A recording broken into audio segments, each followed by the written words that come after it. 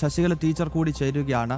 Teacher, ഈ football ആരാധനയ്ക്ക് മുന്നറിയിപ്പുമായിട്ട് ഇപ്പോൾ സമസ്ത പോലുള്ള സംഘടനകൾ രംഗത്തെത്തിയിരിക്കുകയാണ്. അതായത് എന്തിനാണ് ഈ അമിതമായ ഫുട്ബോൾ ആരാധന? ഇത് പിന്നീട് മതവിശ്വാസത്തിൽ നിന്നും അകന്നു പോകാൻ വഴിവെക്കും എന്നാണ് നാസർ ഫൈസി കൂടത്തായുടെ ഫേസ്ബുക്ക് പോസ്റ്റ്. ടീച്ചർ, ഇവിടെ മതവിശ്വാസവുമായി അതിനെ കൂട്ടിക്കുഴയ്ക്കേണ്ടതുണ്ട്.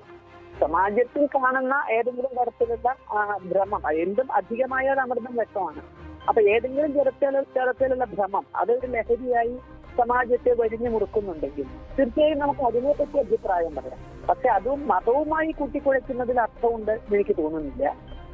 ഫുട്ബോൾ ഭ്രമത്തിന് ഏതെങ്കിലും മതവിശ്വാസവുമായി ബന്ധമുണ്ട്. ഇവിടെ ഫുട്ബോൾ കളിക്കുകയും ഇഷ്ടപ്പെടുകയും ഒക്കെ ചെയ്യുന്നതിലെല്ലാം മതവിഭാഗമുണ്ട്. ഒരുപക്ഷെ നേരത്തെ പറഞ്ഞ പോലെ മലപ്പുറം കോഴിക്കോട് ഭാഗങ്ങളില് കൊയ്ത് കഴിഞ്ഞ പാടങ്ങളിൽ കളിച്ച് നടക്കുന്നത് ഏറ്റവും പ്രധാനപ്പെട്ട ഒരു വിനോദം ഫുട്ബോളാണ്. അവിടുത്തെ ജനസംഖ്യയിൽ മുസ്ലിം വിഭാഗം മുന്നിട്ട് നിൽക്കുന്നു എന്നതുകൊണ്ട് അവരതിൽ കൂടുതൽ കണ്ടേക്കാം. അതിന്റെ അർത്ഥം മുസ്ലിങ്ങളും ക്രിസ്ത്യാനികളും ഒന്നും ഫുട്ബോൾ കളിക്കുന്നില്ലാന്നോ, ഫുട്ബോളിനെ ഇഷ്ടപ്പെടുന്നില്ലാന്നോ, മുസ്ലിങ്ങളും ഹിന്ദുക്കളും ഇഷ്ടപ്പെടുന്നില്ലാന്നോ ഒന്നുമല്ല. അപ്പോ ആ നിരത്തിലേക്കൊരു നിർവചനം അതിന് കൊണ്ട് മതത്തിന്റെ ഒരു നിറം കൊടുത്ത് കൊണ്ടുപോകുന്നതിൽ തീർച്ചയായും അതിലഭിപ്രായമുണ്ട്. സമാജത്തിന്റെ ഇങ്ങനെ ഓരോ കാര്യങ്ങളിലും മതനേതൃത്വം ഇടപെട്ടുകൊണ്ട് വിലങ്ങുകളും വിലക്കുകളും കൊണ്ടുവരുന്നത് അതൊരു ശരിയായ പരിഷ്കൃത സമൂഹത്തിന് ചേർന്ന രീതിയല്ല. അതോടൊപ്പം തന്നെ ഈ പറഞ്ഞ പോലെ തന്നെ ഇപ്പൊ പൊതുവായി അതൊരു മതവിശ്വാസമായി കൂട്ടിയണക്കാതെ പറയുകയാണെങ്കിൽ ഇപ്പോ നമുക്കറിയാം, ഒരു ഇലക്ഷൻ കാലം വന്നാൽ ഒരു ഫ്ലക്സ് വെക്കുന്നുണ്ടോ എന്ന് നോക്കിയിട്ട് നിരീക്ഷകരും മറ്റുള്ളവരും നടക്കും. ഒരു ക്ഷേത്ര പരിപാടിയുടെ അല്ലെങ്കിൽ മറ്റെന്തെങ്കിലും ഒരു ഫ്ലക്സ് വെച്ചാൽ മുനിസിപ്പാലിറ്റി അല്ലെങ്കിൽ ഹൈക്കോടതിയുടെ നിർദ്ദേശപ്രകാരം ആ ഫ്ലക്സുകളൊക്കെ അതാത് സമയങ്ങളിൽ നീക്കം ചെയ്യാൻ നിർബന്ധിതരാവുന്നുണ്ട് എല്ലാവരും.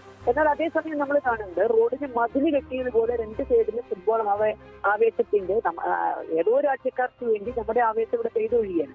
അത് നിയമത്തെ ലംഘിക്കുമ്പോൾ പോലും ആരും അതിനെ ശ്രദ്ധിക്കുന്നില്ല എന്നുള്ളതാണ്. ഒരു പരിധി വരെയൊക്കെ കാരണം നമുക്ക് നല്ലതാണ് ഈ കൃത്രിമമായ ലഹരിയിലേക്ക് പോകാതിരിക്കാൻ ഇത്തരത്തിലുള്ള സ്പോർട്സ് അടക്കമുള്ള ലഹരികൾ നല്ലതാണ്. പക്ഷെ അതൊരു പരിധി വിട്ട് പറഞ്ഞ പോലെ റോഡിന്റെ ഞാൻ പല സ്ഥലത്തുണ്ട്, റോഡിന്റെ രണ്ട് സൈഡും മതില് കെട്ടിയ പോലെ നിൽക്കുന്നു. നമ്മളൊരിക്കൽ കൊണ്ട് ഒരു ക്ഷേത്ര വളപ്പിൽ കൊണ്ടുപോയിട്ട് ശരിക്കും പറഞ്ഞാൽ ഒരു 10-100 മീറ്റർ നീളമുള്ള ഒരു കൊടിയായിരുന്നു ക്ഷേത്ര വളപ്പിൽ കെട്ടിയതുമായി ബന്ധപ്പെട്ടാണ് ആ വിവാദം അവിടെ ഉണ്ടായത്. അപ്പോ നമ്മൾ പരിധി വിടാതെ നോക്കേണ്ടത് യുവത്വത്തിന്റെ കടമയാണ്. ഇതിനെ മതവിശ്വാസവുമായി ബന്ധിപ്പിച്ച് സ്വയം ചെറുതാകാതിരിക്കാൻ മതപൗരോഹിത്യവും ശ്രദ്ധിക്കേണ്ടതാണ്. ഓക്കെ, നിലപാട് വ്യക്തമാക്കിയതിന് വളരെ നന്ദി ശ്രീമതി ശശികല ടീച്ചർ.